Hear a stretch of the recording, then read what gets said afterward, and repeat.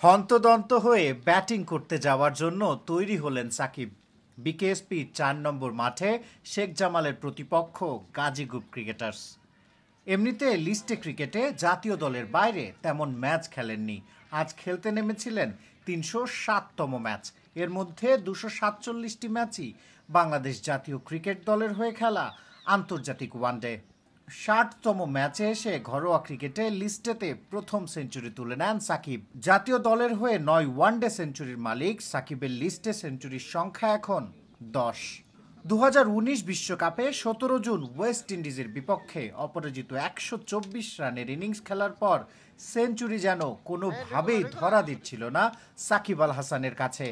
50 তুলে নিয়েছেন, ৮০ পার করেছেন, ৯০ও ছাড়িয়েছেন, তবে ১০০ ধরা দিচ্ছিল না।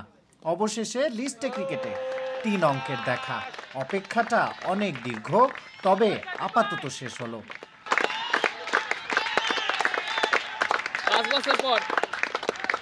প্রায় ৫ বছর পর ৩ অঙ্ক স্পর্শ করে ২ হাত উঁচু করলেন সাকিব।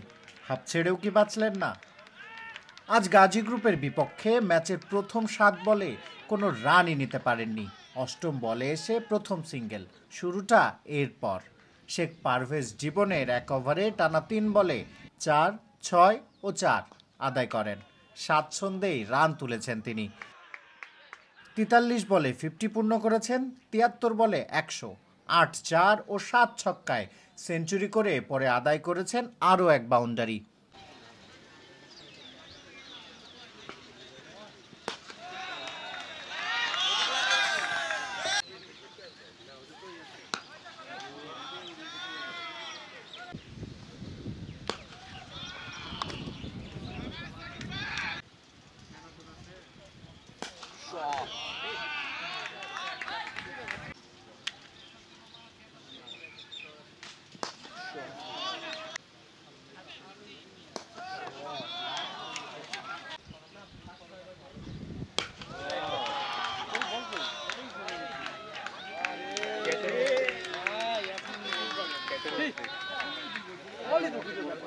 ঊনআশি বলে ৯ চার ও ৭ ছক্কায় ১০৭ রান করে সাজঘরে ফেরেন সাকিব। রাজধানীতে গতকালে বৃষ্টিতে ফিরেছে স্বস্তি। সাকিবের ব্যাটে বড় রানে স্বস্তিতে ফেরার কথা জাতীয় দলের টিম ম্যানেজমেন্টেরও। জিম্বাবুয়ে সিরিজ ঢাকায় ফিরলেই যে লাল সবুজের প্রতিনিধিত্ব করবেন বিশ্বসেরার তকমা পাওয়া এই অলরাউন্ডার। শিহাব আহসান খান, ক্রিকেট ৯৭।